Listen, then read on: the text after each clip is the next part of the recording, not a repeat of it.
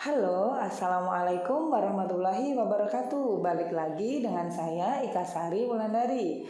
Dalam video kali ini kita akan belajar tentang kalimat efektif. Apakah itu kalimat efektif? Bagaimana ciri-ciri kalimat efektif?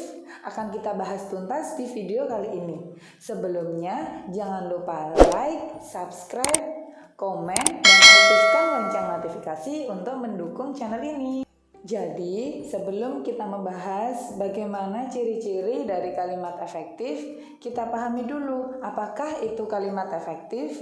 Kalimat efektif itu adalah kalimat yang mampu mewakili gagasan pembicara kepada pendengar. Artinya, apa yang ingin disampaikan oleh pembicara ataupun penulis itu dapat diterima dengan tepat oleh pendengar ataupun pembaca, jadi tidak multi tafsir. Setelah kita semua mengetahui apakah itu kalimat efektif, apakah pengertian dari kalimat efektif, selanjutnya kita akan membahas tentang apa saja ciri-ciri dari kalimat efektif. Nah, ciri-ciri dari kalimat efektif itu diantaranya adalah kesepadanan, keparalelan, dan kehematan. Masing-masing dari ciri-ciri tersebut akan kita bahas dalam video kali ini. Ciri yang pertama itu adalah kesepadanan. Jadi kesepadanan itu adalah keseimbangan antara gagasan atau pikiran dengan struktur bahasa. Ciri-ciri dari kesepadanan ini yang pertama adalah memiliki subjek dan predikat yang jelas.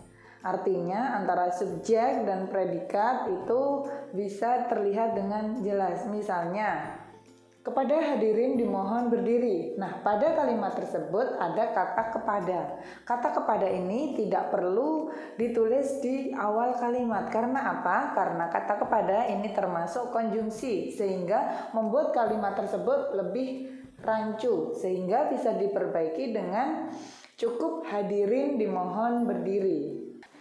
Ciri yang kedua yaitu tidak terdapat subjek ganda, artinya tidak terdapat subjek dalam satu kalimat. Misalnya, soal itu saya kurang jelas. Nah, dalam kalimat tersebut terdapat dua subjek, yaitu soal itu dan saya. Soal itu termasuk kategori subjek dan saya juga termasuk kategori subjek. Jadi harus diperbaiki dengan soal itu kurang jelas atau saya kurang jelas. Jadi harus dipilih salah satu. Nah, kemudian ciri selanjutnya adalah konjungsi intrakalimat tidak ditulis di awal kalimat. Konjungsi intrakalimat itu apa? Konjungsi intrakalimat itu adalah kata penghubung yang menghubungkan dalam satu kalimat saja. Misalnya, dan, atau, sehingga. Nah, itu tidak boleh ditulis di awal kalimat. Misalnya, Dina sedang sakit sehingga ia tidak mengerjakan tugas. Kata sehingga tidak boleh ditulis di awal kalimat, sehingga harus diperbaiki. Dina sedang sakit sehingga ia tidak mengerjakan tugas. Jadi kata sehingga digabung dengan kalimat sebelumnya, jadi menjadi satu kalimat.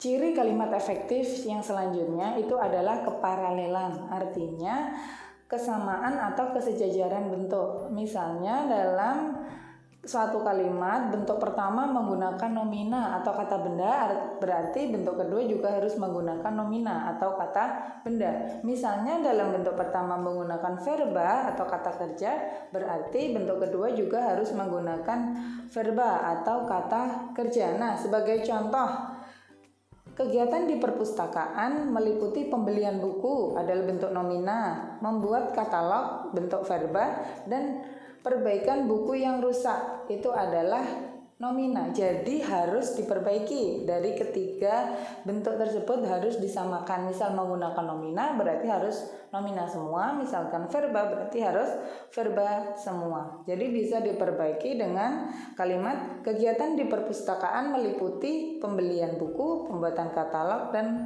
perbaikan buku yang rusak. Itu untuk contoh yang pertama. Contoh yang kedua, mahasiswa jurusan sastra Indonesia bertugas membacakan puisi dan penulisan naskah drama. Membacakan puisi itu termasuk kategori verba, sedangkan penulisan naskah drama itu termasuk kategori nominal. Jadi harus disamakan bentuk, sama seperti contoh yang pertama. Jadi bisa diperbaiki dengan mahasiswa jurusan sastra Indonesia bertugas membacakan puisi dan menulis naskah drama.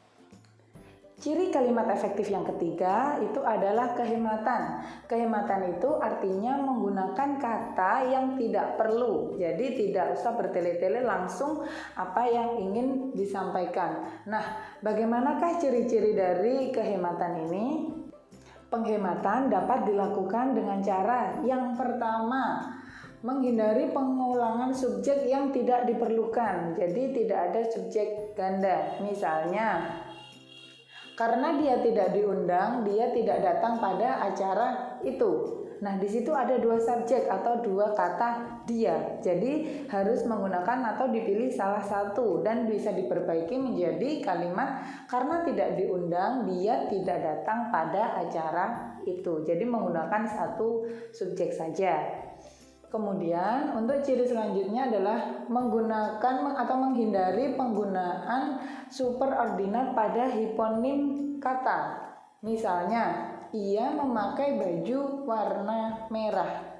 Nah, warna itu sudah menunjukkan, merah itu sudah menunjukkan warna, sehingga tidak perlu ada pengulangan. Sehingga bisa diperbaiki menjadi ia memakai baju merah. Kemudian ciri yang ketiga adalah hindari penjamakan kata-kata yang sudah berbentuk jamak. Nah, contoh, para tamu-tamu undangan sedang menikmati hidangan. Nah, para dan tamu-tamu ini sudah menunjukkan bentuk jamak, sehingga tidak bisa digunakan kedua-duanya, harus dipilih salah satu, sehingga bisa diperbaiki menjadi para tamu undangan sedang menikmati hidangan.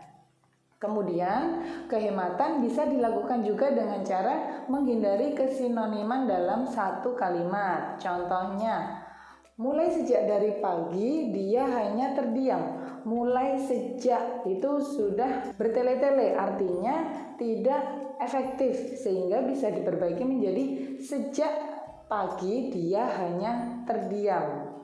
Jadi langsung to the point apa yang akan disampaikan. Nah, itu tadi pembahasan tentang kalimat efektif.